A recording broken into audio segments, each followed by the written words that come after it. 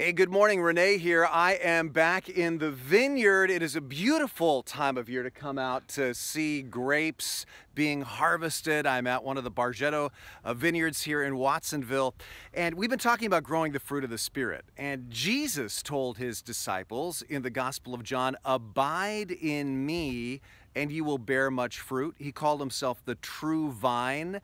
And what a great metaphor that is, John. I'm with John Bargetto. That we should abide in Jesus Christ, bearing fruit, the fruit of the Spirit.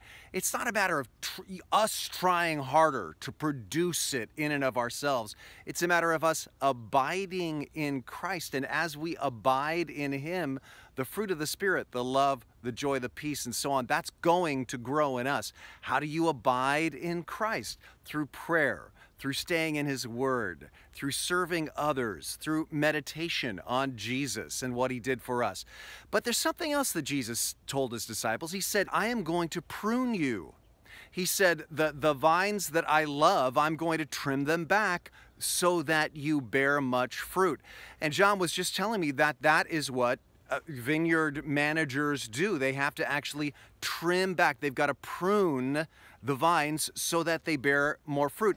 And John was just going to have me actually do this to this vine right here. John, point out again where I'm supposed to cut. So Rene's gonna, I always like to remind people, Rene, that not only was Christ a good winemaker, of course, his first miracle. That's right. But he was a very good winemaker. Yeah, that wine was very good at Cana. Wouldn't you love to have just sampled just a taste of that? That would be special. All right, so what am I going to do here? You're going to do a little quote-unquote pruning in October. Okay. But same concept. So we're going to be cutting through a node. Right Down Broadway. Right down the middle of the bump. Right down the middle of the bump. Right there. Right across. Okay. And with that, we're going to be just like click it. Just snap it. Just snap it. There you go. All right. Okay. Vine doesn't cry. So why did we do that? And now we're going to be doing some training this time of year.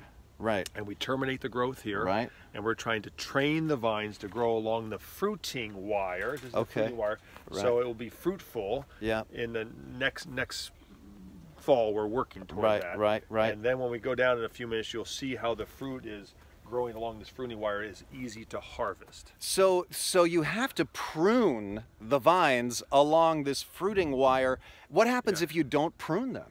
They just grow wild in all directions? They will overproduce. Okay. The quality will not be there. Okay. And the vine will be a mess. There'll be disease, low sugar, low quality, and such. What a metaphor for life, right? I mean, if Jesus doesn't prune us back, we're going to get too much in our lives. We're going to overproduce. The fruit won't be high quality.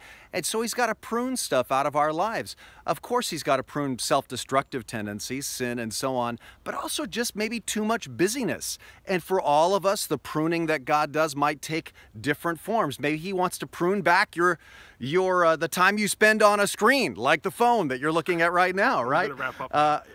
I better wrap up. Or maybe he wants to prune back your activities, right? Because it could be that you're like too productive. You're doing too many things, and so the things that you produce, aren't high enough quality. You lose focus. That's right.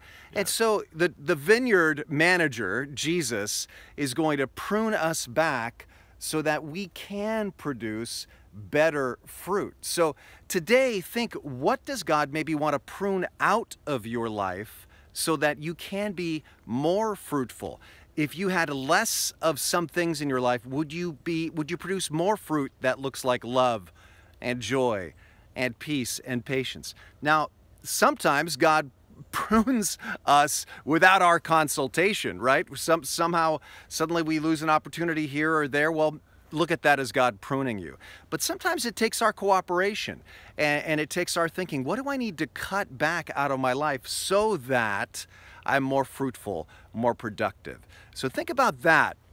And as you go through your day-to-day, imagine ways that you could actually be more fruitful when it comes to the fruit of the Spirit if you had maybe less of something in your life. Pruning, that's the word for today.